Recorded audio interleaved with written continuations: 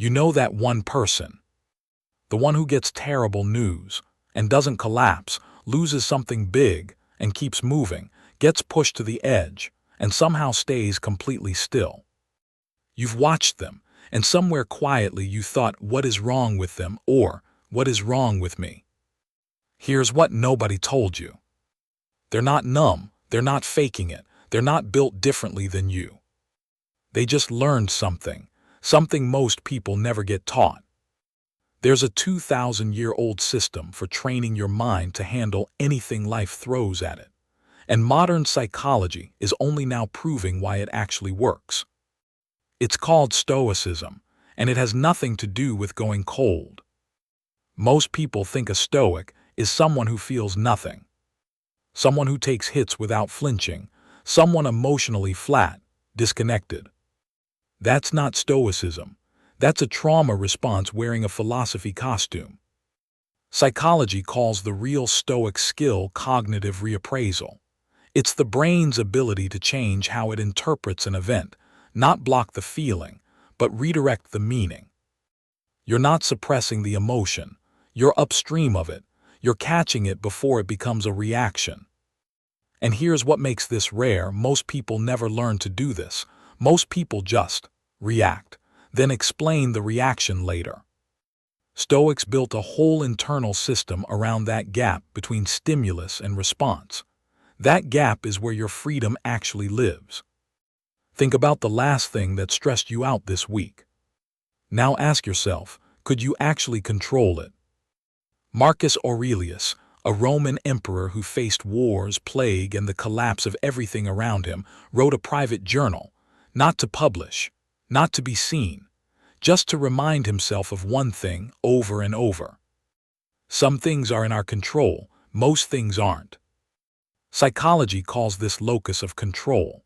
People with an internal locus, who believe they have agency over their outcomes, consistently show lower anxiety, better emotional regulation, and stronger resilience under pressure.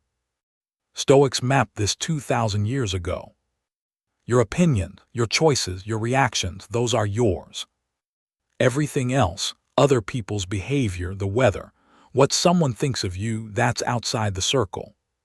And here's what nobody says out loud. Most of your suffering comes from trying to control what was never yours to control. And this is where it gets darker. Because the Stoics knew something about the human mind that most people spend their entire lives running from. Your brain runs worst-case scenarios automatically. You probably call it anxiety.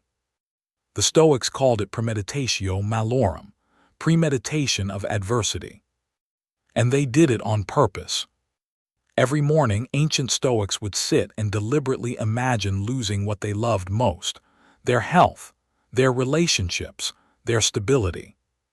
Not to make themselves miserable, but to strip the fear of its power. Here's the psychology. When you avoid imagining something painful, your brain treats it as unprocessed threat. It stays charged. It stays reactive. When you walk toward it voluntarily, consciously, your brain processes it, files it, the charge drops. Research in exposure therapy and cognitive diffusion shows exactly this. Fear gets smaller when you face it on your own terms, not when it ambushes you. You've been trying to outrun the worst-case scenario. Stoics train by running straight at it. But here's where most people stop, right before the part that actually changes something. There's something Stoic philosophers call the inner citadel. Imagine a part of your mind that sits back and watches everything else happen. Your emotions, your impulses, your thoughts. It doesn't judge, it just observes. Modern psychology has a name for this: metacognition, the ability to think about your thinking, to watch your own mind from a slight distance. And here's what the research shows: people who develop this skill show measurably lower emotional reactivity. They don't stop feeling things. They stop being owned by what they feel. You've probably had moments of this already, when you caught yourself getting angry and thought, wow, I'm really angry right now. That small moment of observation, that's the inner citadel. Most people stumble into it by accident. Stoics built it deliberately, every day. Nietzsche borrowed this concept from the Stoics. Amor fati, love of fate. Not acceptance, not tolerance, not gritting your teeth and pushing through. Love. The idea that everything that has happened to you, the pain, the loss, the moments you'd never wish on anyone, was not a mistake.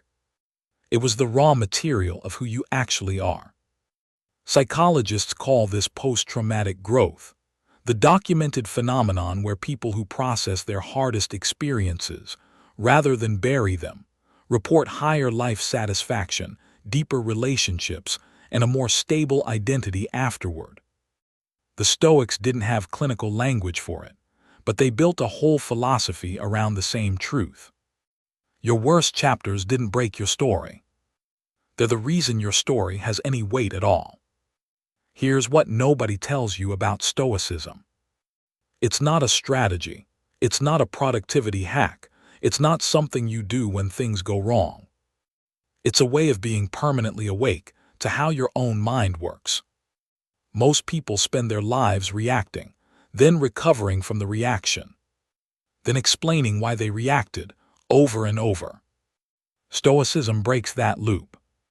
Not by making you cold, not by making you care less. By making you clear. Clear about what's yours to carry. Clear about what isn't. Clear about the fact that your interpretation of an event, not the event itself, is where your actual experience lies. Marcus Aurelius ran an empire in crisis. Epictetus was a slave. Seneca watched political enemies circle him his whole life.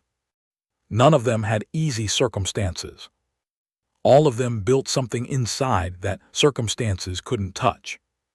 And here's the quiet truth that sits underneath all of it. You already have a version of that inside you. It showed up every time you got through something you didn't think you could get through. Stoicism is just the practice of making it reliable. Not reactive, not occasional. Reliable.